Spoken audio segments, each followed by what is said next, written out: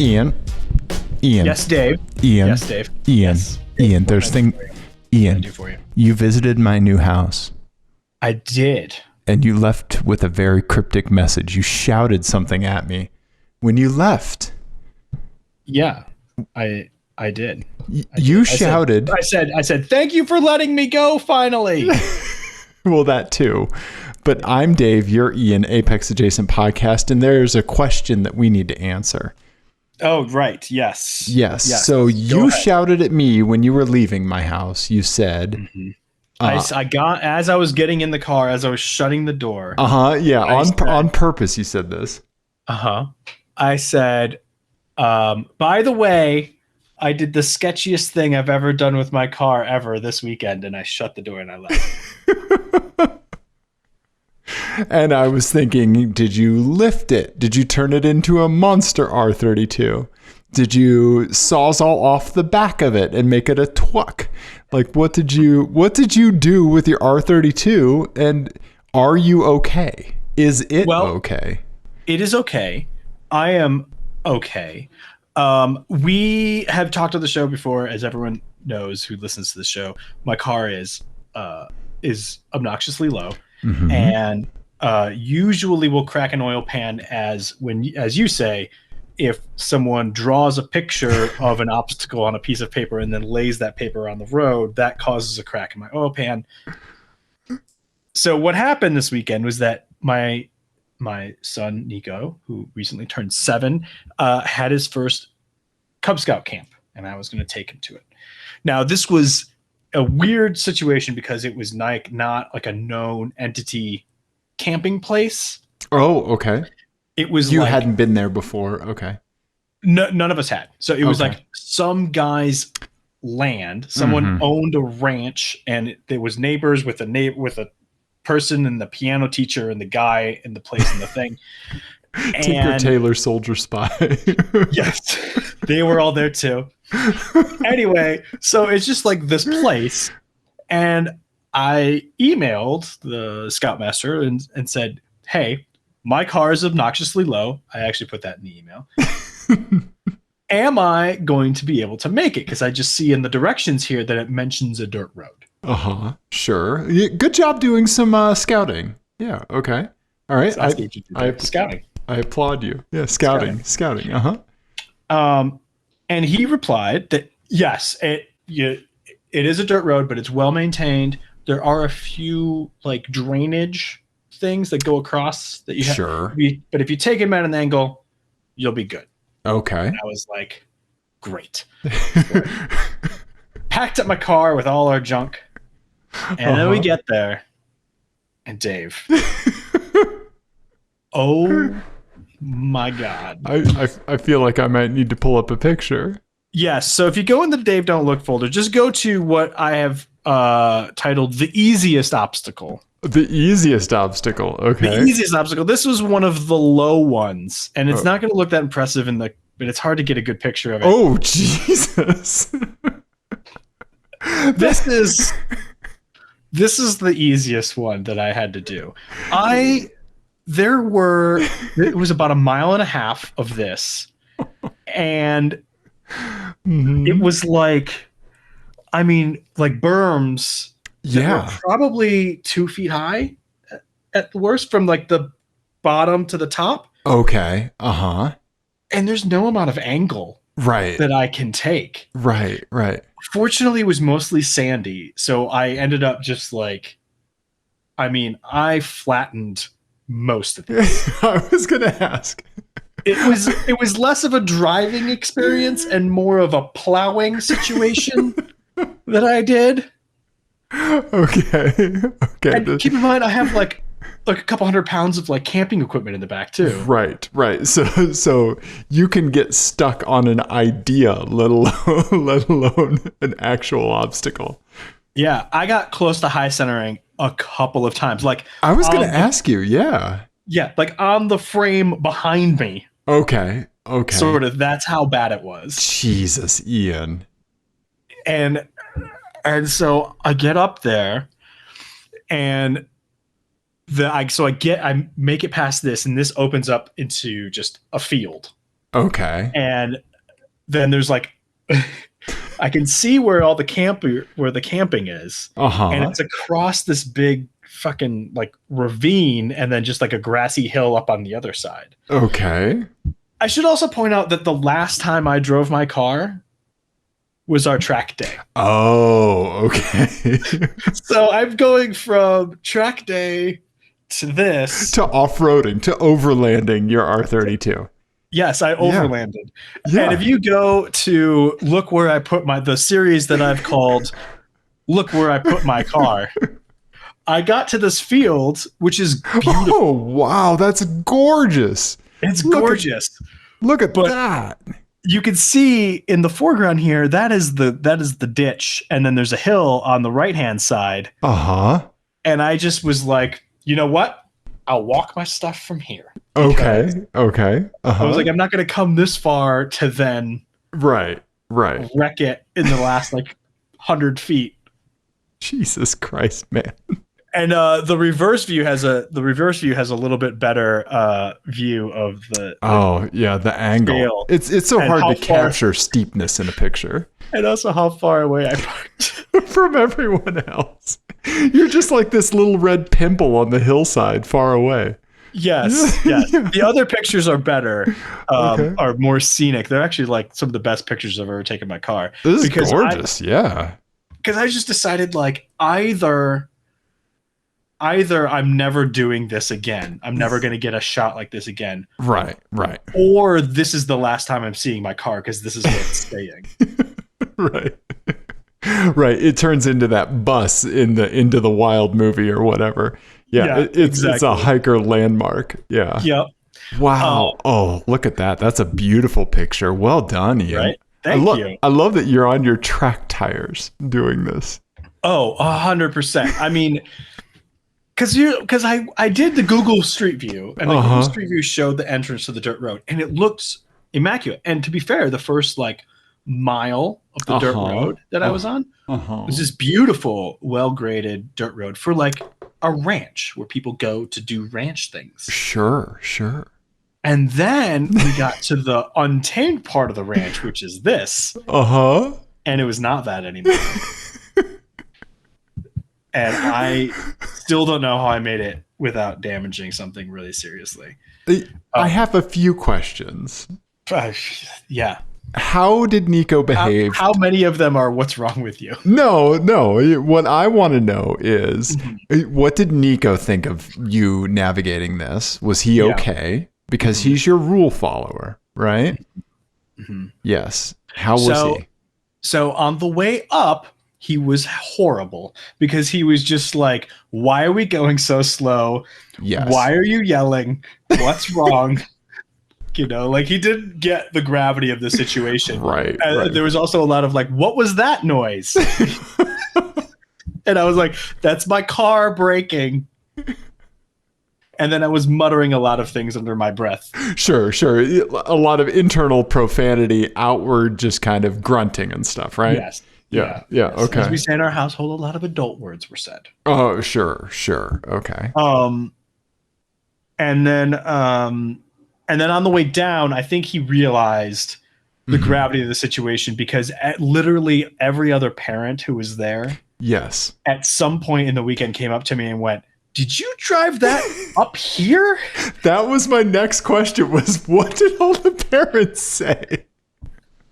Because the Scoutmaster that you emailed, he had an idea in his head of low, but did you tell him that you can't even put your car on some racks at mechanics because it's too low? No, I didn't. I said obnoxiously low, but I clearly have to be more descriptive than that. So what kind of feedback did you get from the adults? It was mostly like, wow. Yeah, impressed. Kind of like right? And and they were like, "Did you have another car?" Right. So that's why I had another car, and I was like, "Well, I do, but that one is currently being used." Yeah, I think the other Volkswagen would have just bounded up. Oh, it would have dominated. Yeah. No problem whatsoever. And a great excuse for you to get a skid plate for your Alltrack. Mm-hmm. Right? Yeah. Yeah, no, it was sketchy. Uh-huh. I was pretty nervous. The all-wheel drive did great though. I had a couple Sure. times where I needed it Right, right, because I would have been high centered without it. right. Where you had like two opposite corner wheels were the only things touching. Yeah, I Uh-huh. really explored the limits of the breakover angle of the lowered R32. You'll notice here too that I left my tow hook in it Yes. because I was like, Yes. if I take that out, Yes. I am guaranteed to need it. Uh-huh. Yep. I will be stranded without it. Mm-hmm. And I'll have to dig under like 200 pounds of camping gear to fish it out of the trunk. Right, So, right. And you would have like buried the nose into sand as well, right? yeah, yeah, yeah. So I left it in there. Okay. I was so like over it that I gave like a very quick inspection to make sure I wasn't just pouring oil or coolant Right. onto the ground. I walked away from it for the whole weekend, Okay. and I didn't check my oil until we were like about ready to leave. I'm like, Okay. let's see if we have any oil in it. And I have never been so nervous Right. to do the wipe, Yes. stick it back in. Yes. This was Schrodinger's oil, right? Yeah. I felt like I won the lottery when it came out and I still had oil on the dipstick. I was like, gonna make it home. Yeah, that you unfurled the mission accomplished. Woo! Yeah. Banner behind you. And at one point I asked some of the other parents, I was like, do you want me to be the last one to go down? Because Right. Right. this road is narrow. If I get stuck, you're all stuck too. Right. We're all stuck together.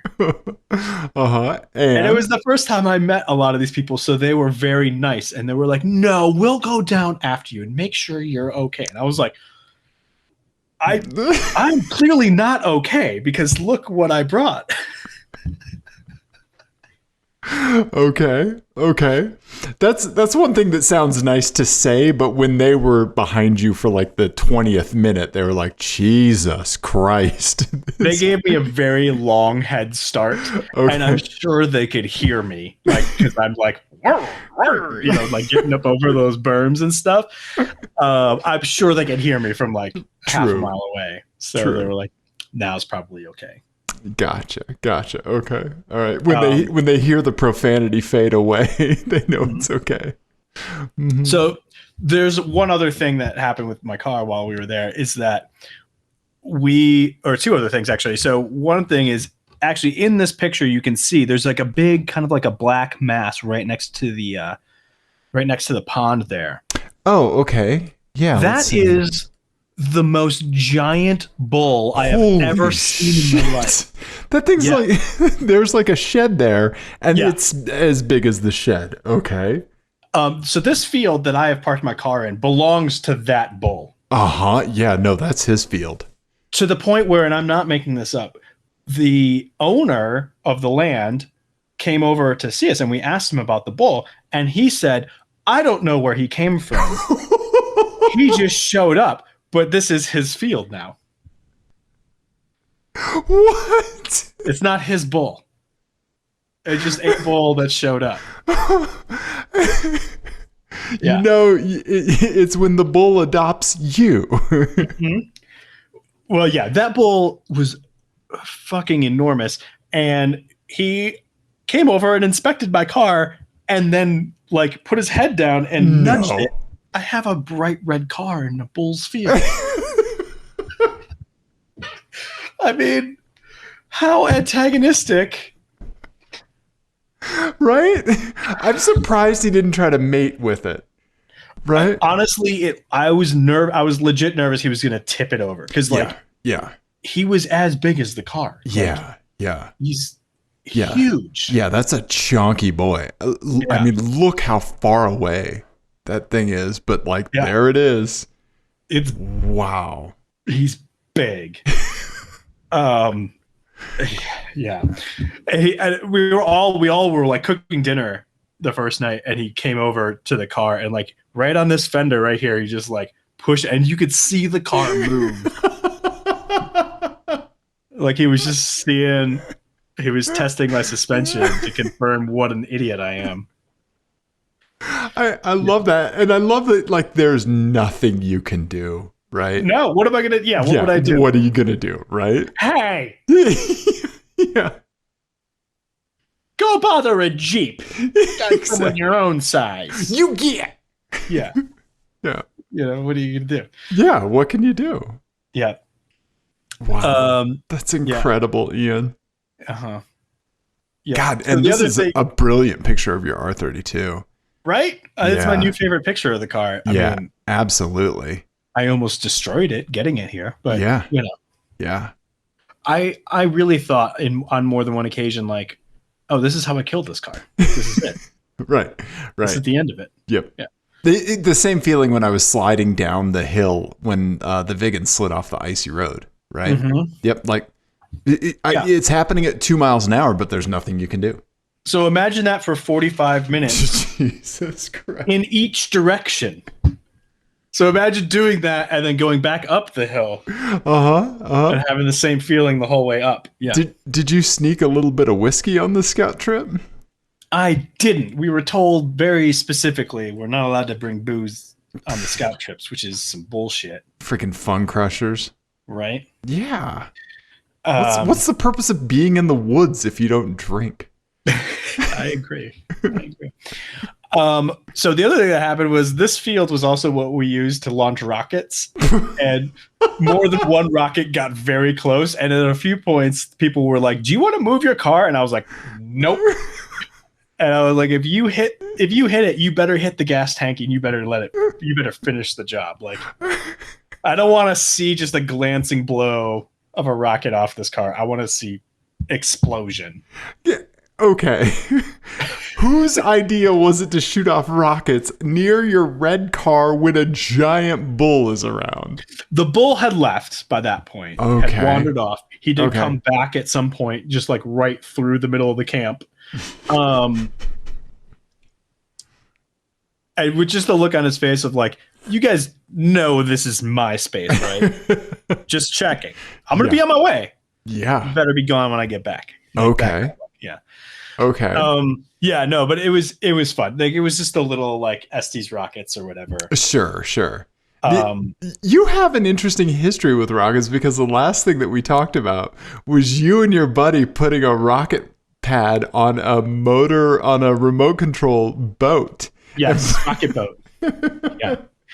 Yeah, no, I've done all sorts of shit and doing this with Nico, like, brought back so many memories of all the shenanigans I had with model rockets and all the like dumb shit we used to do, like gluing fins on just the engine and lighting them off. And, I mean, all sorts of just dumb things. Right. Okay. Extending to this weekend because he got like a little like cardboard rocket. I actually have it over here. I'm going to grab it. Okay. Magic of television, everybody. Yeah, the magic of television. All right. Ian's getting up to get the rocket. He's wearing shorts, I see. Oh, yeah. Okay. Here's the rocket. Okay. All right. Just a little boy. Right?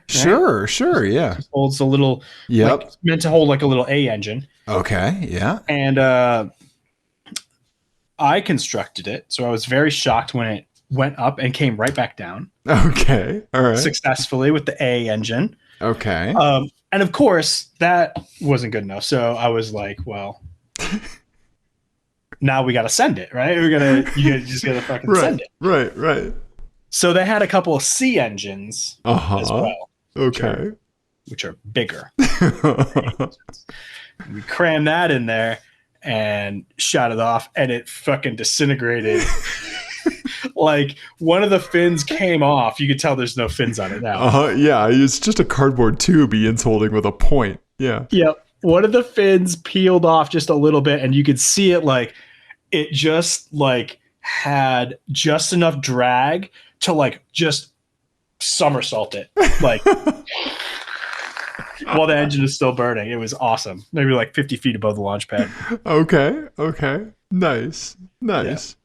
And I got a little slow-mo video of it. I put it in the thing. Yeah, let's see if we can play this. I don't know if we can play this. Yeah. Oh, here we go. Okay. Yep. Boom! Look at that. There you go. Rocket launch. That was Nico's little rocket. That's so cool. Yeah, that's it. That's it for the rocket. So. That's great, man. That's awesome. Boy, yeah. You and your rocket shenanigans. That's awesome. Did you ever do model rockets when you were a kid? I did model rockets in like one class in middle school, and that was it. Yeah. Okay. I don't know why I never got into model rockets. I totally should have. Well, anytime you want to do it, they are stupid fun. I'm sure. Especially when you start like messing with them. Sure. My friend who we did the rocket boat with, like we used to do, he would do all sorts of crazy stuff, and then he would convince me to launch them because he was afraid of loud noises. Sure. Okay. Great hobby for a loud noise afraid person to have. Okay. Yeah. So we would do things like run fuses to like gunpowder chambers within the rocket. Or okay. Like trying to get them to explode in spectacular ways. And all sorts of dumb things like that. Yeah. I love it. For some reason, I just skipped that and went straight to like making dry ice bombs out of 2-liter bottles. Oh, see, those are fun too. Yeah. Yeah. Right. Yeah. But you can't get the FAA called on you for that. So. No, you can't. So it's a much less worthwhile pastime. Yeah. The FAA. That's fantastic, man. Well done. I'm so glad you made it, man. That is crazy. Yeah. Did you sleep well that night after the like just freaking 60 shot of adrenaline that you had? I did, yeah. Okay. It was cold up there, but like I was out. Okay. Good. So. Yeah. Right on. Well, that's awesome. Yeah, beautiful picture of your car, man. Yeah, well done. Well done, Ian. Yeah. What else you want to talk about? What else we got tonight, buddy?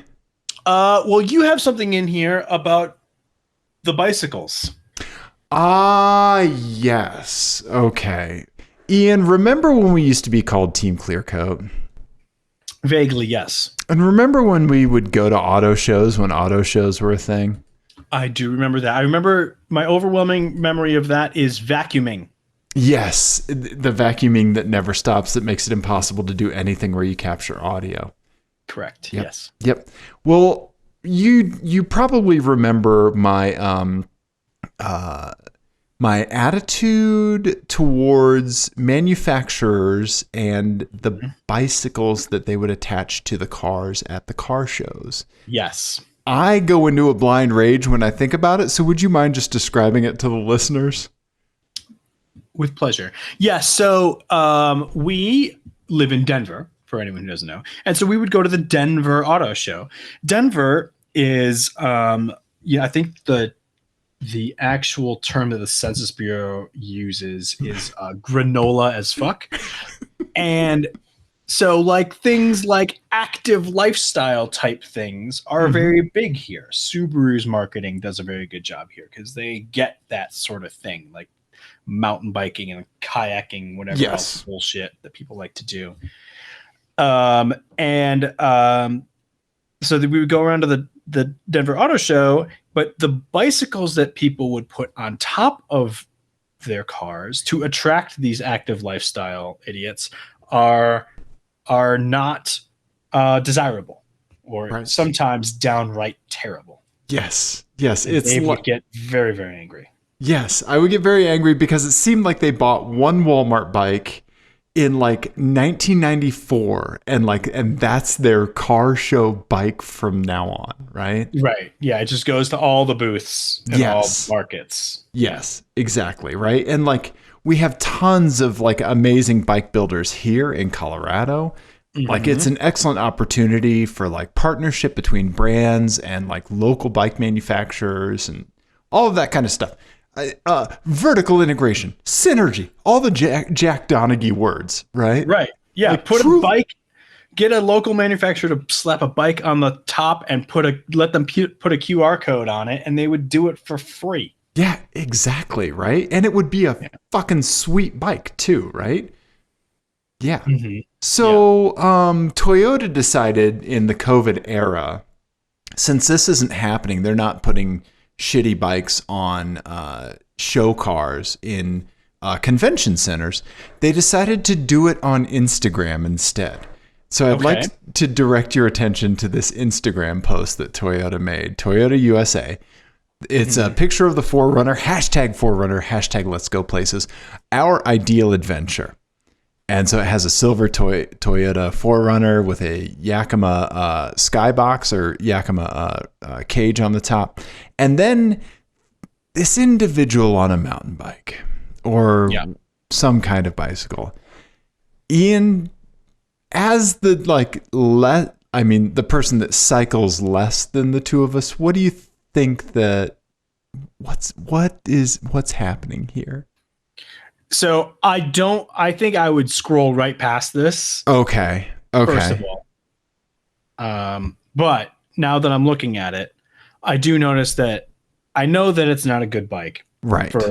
There's two things that immediately tell me that it's not a good bike, which is old style brakes. Yes. And a kickstand. Yes. Got a fucking kickstand on it. It does. And on top which is not ideal for mountain biking for anyone who doesn't know. Right.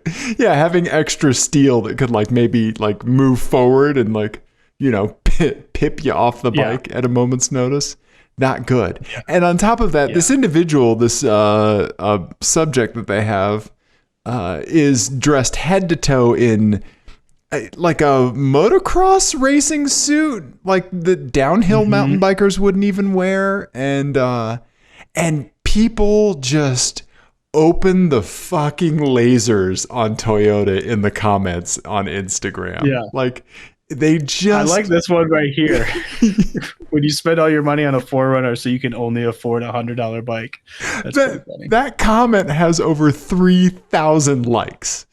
People just started fucking slapping Toyota for this. When your helmet costs the same as your bike. Yeah. Is there a potato that's running your marketing department? Yeah.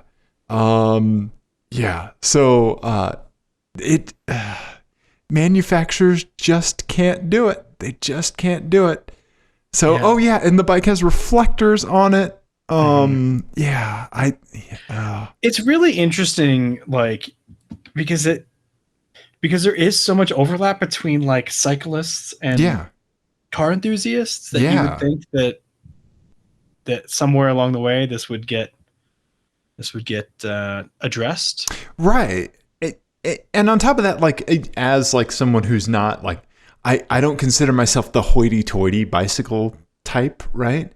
I ride old steel bicycles and I'm not the stuck up, full carbon guy, right? If they just put this individual on the bicycle in normal clothing with just a helmet on, right? Somebody that's just having fun on a bicycle, it'd be perfectly fine. But the fact that this dude is wearing a full windbreaker jumpsuit, action. But do you think that was so they could use the sound guy from the so they don't have to pay an actor? 1,000%. Yes. Yeah. No. This is the person from the press fleet that drove the vehicle there. Poor intern. Yeah, or the photographer's husband or something, right? Right. Yep. Yeah, right. This is someone who is roped into doing this. This person is under duress is what I'm saying. I'm going to put a comment in here to see if we can rescue this individual. Yeah. Yeah, put the kickstand down 3 times if you need help. Right? Right? Yeah, these comments, man. So I would suggest everybody scroll on over to the Toyota USA Instagram page. We can put a link to it in the show notes on YouTube and just let Toyota have it, man. It's we're gonna get letters from Donnie on this one. Yeah, that's fine. That's fine. If he was any part of this, we need to have words. Yeah. Yeah. So anyway, that's what the internet has been happening. Yeah. Yes. Another internet-centric thing that our buddy Mark sent us is this. It's a nice little bright spot in a dark time, Ian. It's a YouTube channel that just races die-cast cars in like a rally fashion and does like play-by-play voice announcing. That's amazing. Ian, I've watched this more than I've watched real racing. It's fantastic. It's from the channel 3D Bot Maker. We'll throw this in the in the show notes too. I don't know if the audio will come through, but yeah, it doesn't look like it will. But my God, that's amazing. Yeah, they just do like full send, like, jumps, and they have like Lancias and Dakar Porsches and hell yeah. Yeah. That's amazing. Right? And so they pit these cars head to head, and they have a little audience and these folks up here in the score booth, and yeah, it's great. It's so great, man. It's certainly worth watching. Yeah, 3D Bot Maker YouTube channel, Diecast Rally Championship. Yes, I love it. Yeah, so check that out for sure. Yeah, thank you, Mark, for sending us that. Yeah, they do nice nice replays and stuff like that. It's fantastic. It's a fun thing to watch. Oh my God, this is amazing. The announcers are really funny too. So yeah. Okay. Yeah. All right, cool. I'll have to check this out. Absolutely. Yeah. That's fantastic. Right? Yeah. Yeah. Okay. Yeah. So I have a racing thing that I want to talk about too. Oh, yeah, sure. I have been watching lots of racing lately. Okay. The last couple of weeks have been just chock full of like amazing racing. There was Monaco, which not great. But then there was the Indy 500, which was fucking awesome. Right. You gotta love when somebody wins with like a little sprinkle of spite in there. Right. The whole Elio Castroneves thing. And then I've been watching some NASCAR. And then I watched the F1 race last week, which was legit crazy. I forgot to set a lineup. I could tell because you scored 54 points. I was moving. I was unpacking. I know. But it was honestly, it was just a fantastic race. Okay. Did you see who won? Did you see the podium? No. The podium. It was different than Hamilton. The podium was Sergio Perez. Oh, okay. Sebastian Vettel. Oh, who hasn't okay. been on the podium for a while, and Pierre Gasly. Oh, okay. Right on. Nary a Verstappen. Mercedes in sight. Yeah, Verstappen didn't score points. He didn't finish, and Hamilton didn't score points. It was the first time he didn't score points in a race he finished since like 2013. Jeez. Yeah. Wow. What happened? He hit the wrong button on his steering wheel. There was a red flag because Verstappen's tire blew up on the main straight. Okay. And so they had a 2-lap sprint to the end. Uh-huh. And it was crazy because, everyone, when they red flag, you can change tires. So everyone's on the same tires and everyone's just full send for 2 laps. Okay. It was great. And then he accidentally hit a button on his steering wheel that affected his brakes, and he just went straight at the first corner. No. Yeah. It was crazy. Oh, wow. User error. Mm-hmm. Oh, man. Oh, God. That has to be the worst feeling. Yeah. The whole race was really good. However, not what I want to talk about. What I wanted to talk about was a thing that I noticed when I was watching both IndyCar and NASCAR. And, we talk a lot about like sort of, being more inclusive in motorsport and all of that. And I remember as a kid when, especially with the Indy 500, when we went from gentlemen start your engines, and then whenever there was a woman in the race, they would say, lady and gentlemen, or ladies and gentlemen start your engines. Okay. But now they've just started saying drivers start your engines. Okay. And this is a thing that I want to like dig in on for a second, Yeah, because let's do it. This is our kind of thing, right? yeah, we spend a lot of time talking about like when motorsport or car culture doesn't do a good job of being inclusive and changing with the times and stuff. Right. This is one time where I think this is like the platonic ideal of better language, Yes. because it's not only a more inclusive way of saying that same idea Right. of gentlemen start your engines going to driver start your engines. So it's more inclusive, but it's also more accurate. Yes. And it's shorter. Yes, exactly. Right. It's like it's a win for efficiency. It's a win for inclusion. Right. It's the easiest thing to say and do. Right. Yeah. And like I said, it's actually more accurate, because yes, everyone watching the race is a gentleman and a lady. You know, I'm not starting my engine. I'm sitting at home. right. Yeah. It's actually, yeah. It's this rare thing where like someone set out to be more inclusive and ended up being also just better and more correct. Right. Right. It's fantastic. And so I just wanted to I love it. I love it. That's fantastic. And that's the kind of thing that we want to see, right? Because it's such a it requires no effort. It actually requires less effort than was expended before, right? But it makes the culture better, right? Yeah. Yeah.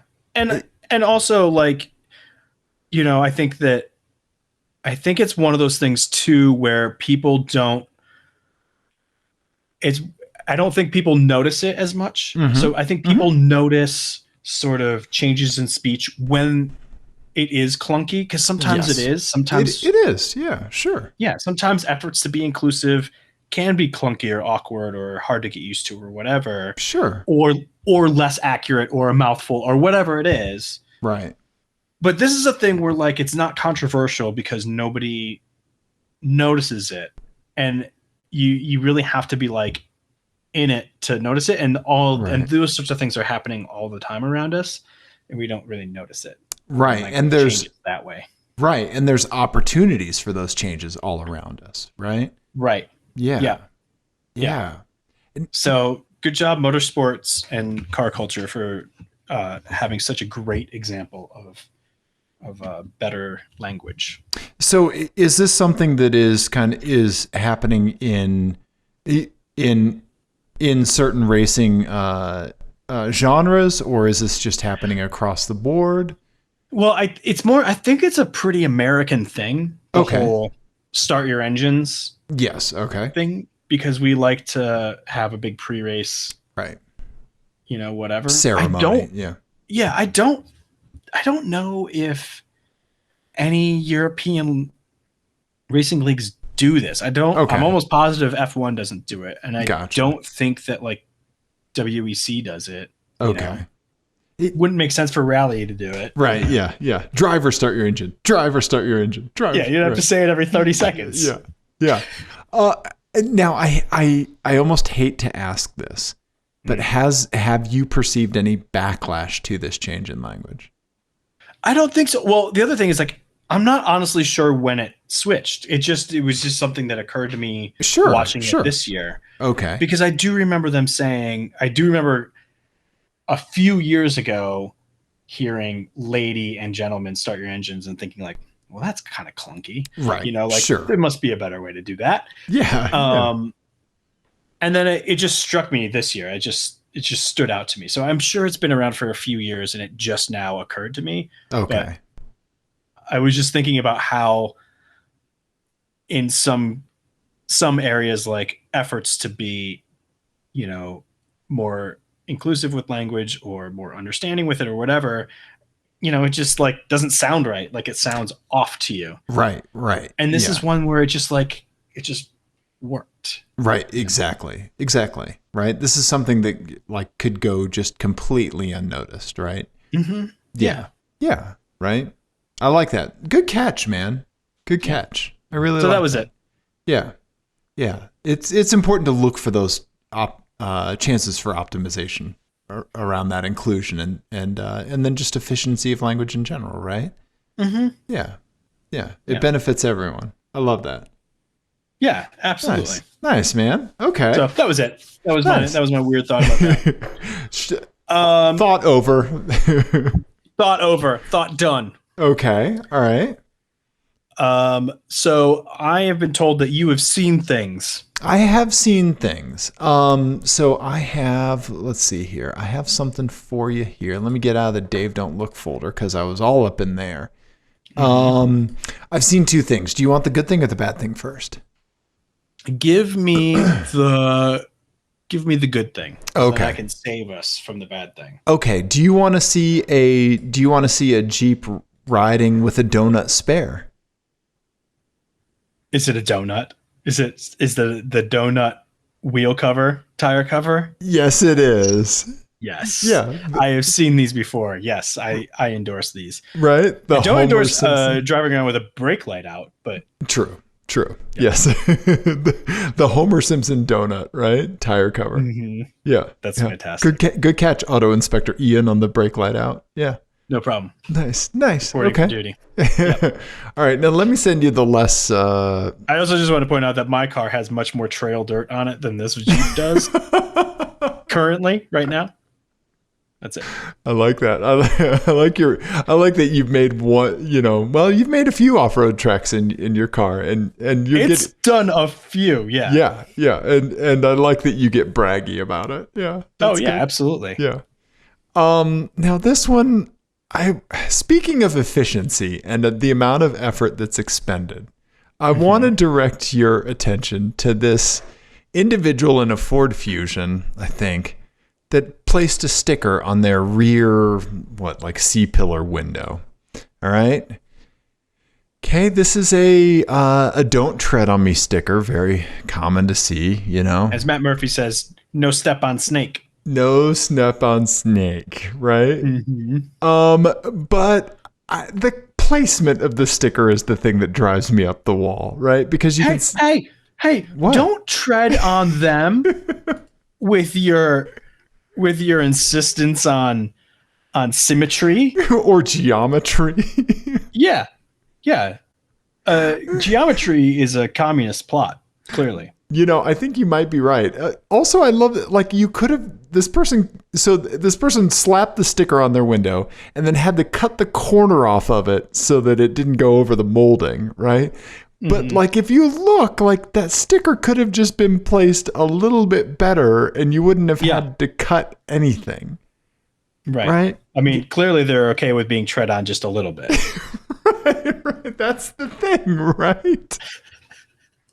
I saw this and I was like, oh man, this motherfucker. You just see some people and I don't know. You almost just feel like a little bad for them than anything else, right? It's like this person might just be trying the best they can. They're like, just fuck it. We're just cutting the sticker. We're cutting the corner off the sticker. The text is on the bottom. That's the important part. I also it's just a very strange placement for that. Right? Yeah. I just wanted to peel it off and put a new one on in a better place. Even though I hate those stickers, right? Right. Yeah. Right. So your aversion to this sticker is outweighed by your OCD. Yes. Yes, it is. Yes. That's it. That's good information. That's interesting. Right? Yeah. I want to know how offensive to your sensibilities you can go up the ladder. Is this it? Is this the tip? Is this the only one that you would do that with? Would you go, how many more steps offensive to you would you just fix it rather than rip it off? You know what? That's a great delineation to make, right? Yeah. I think this might be it, right? Yeah. Yeah. Okay. Yeah. Yeah. Because anything else I'd want to pull it off and keep it off. Right? Right. Yeah. Right. What if it was just a Romney 2012 sticker? You know what? Just you can live in that. The Ben Carson sticker that we saw in that Mercedes a while ago, you just keep it. But if you had the opportunity, if you had a fresh one, and one was applied this poorly, Oh, okay. Yeah. I think I would reapply. I would reapply. You would I would reapply, reapply a okay. Romney. I would reapply a Carson. I would reapply a Romney. Okay. You know I'm reapplying a Dukakis. I mean, I'd put extra ones on. Exactly. And then tape the picture of him in that tank, right? Yeah. So definitely Dukakis. Yeah. What other automotive podcast is bringing up relevant terms like Michael Dukakis on such a regular basis? Huh? It's because we're in touch. We got our finger on the pulse of the kids. That's right. We're hip. Yep. Dave, stop touching the kids. All right. Let's move on. What else have you seen? Oh, wait. It's now my turn. It's your turn. Yeah. You give me your eyes. So this is also from the other night, just like our opener when we talked about me shouting things at you from your driveway. On the way home, I saw a car that is like so rare to see that I honestly, it is one of those things where like the words of what this car is popped into my head. And I literally had a moment where I thought, I made that up. Okay. Like Right? it was a dream that like you had forgotten and then remembered later on or something like that. Right. Like I just like clearly I made up these words because these aren't real words. Okay. But it's incorrect. I saw a Q-Val. Just take a running start at it. Is the Q silent? I don't know. Quali Mangusta. Just driving around like nothing. It's a terrible picture of it, but it was night and it was hard to get a good picture of it. And no license plate. Let me do a quick Google on these things. QVALEMANGUSTA. They Mangusta. only made them 2 years. They had it's basically like a Mustang drivetrain. It's super funky and weird looking. Yeah. And you know, there's not a lot of them out there. Right.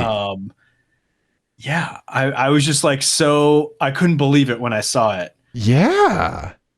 And I had that first moment of like, what is that? And then I went, no shit, that's a Mangusta.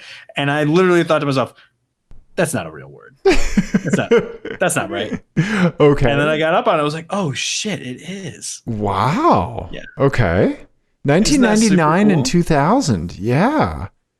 Oh, wow. It was almost 80 grand in $2,000. That's a lot of money. Yeah. Oh, wow. Yeah. Yeah. Overall, 284 cars were sold.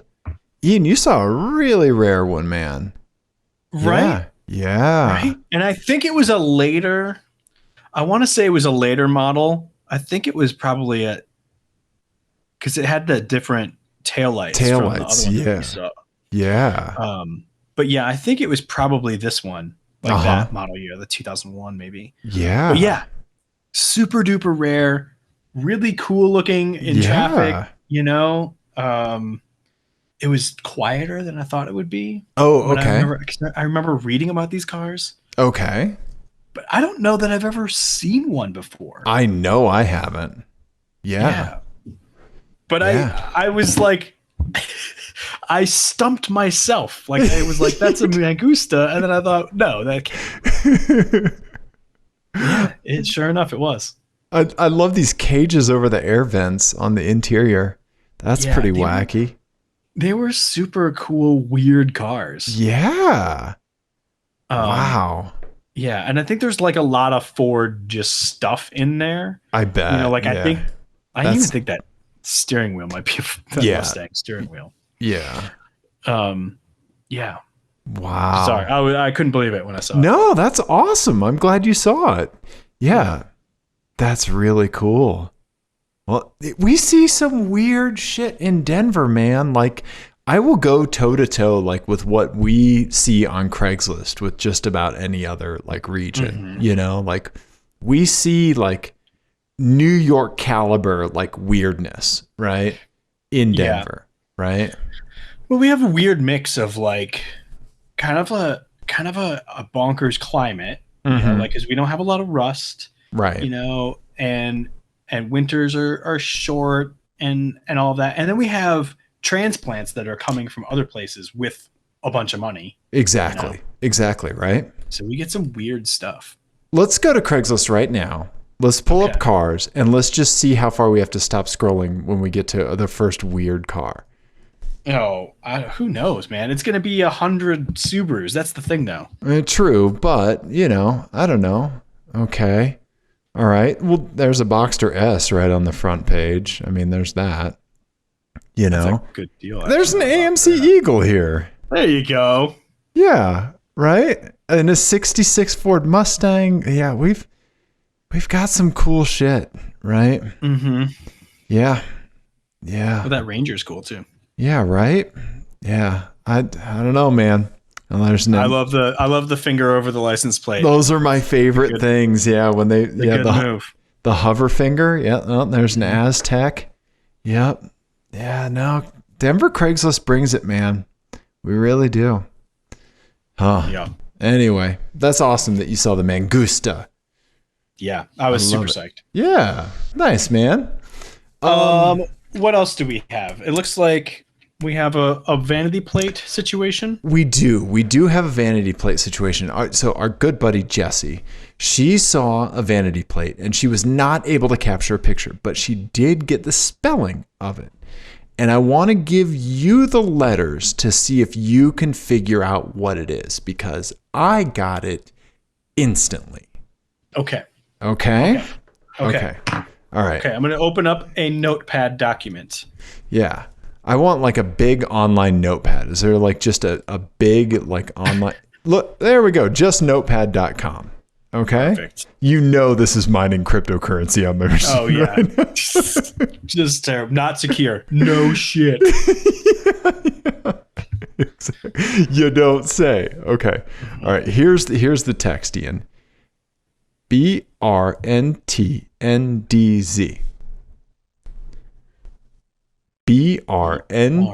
BRNTNDZ.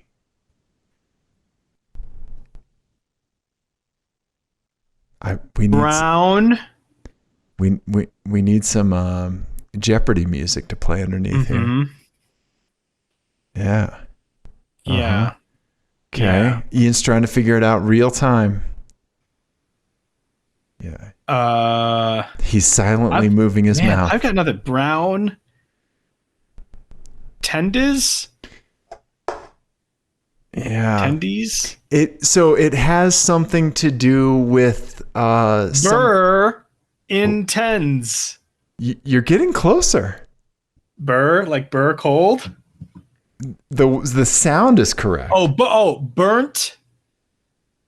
Burnt ends. There you go, buddy. Yep. Oh, that's Burnt fantastic. ends, right? Fantastic. What kind of car was it on? I forgot to ask. Yeah, I forgot to ask. Yeah. Okay, burnt ends. Okay. Right?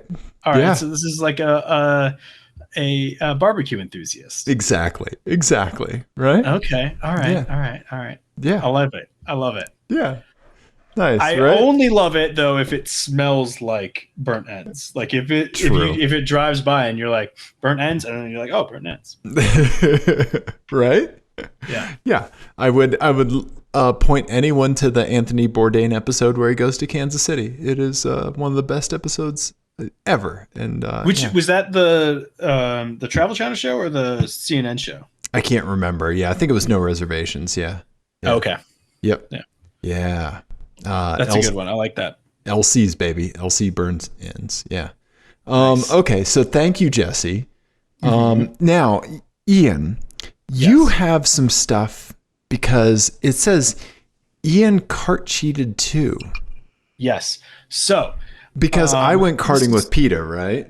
Yes, you went karting with PETA, and I wasn't at all bummed out about that. That's fine. And then I went a second time with PETA.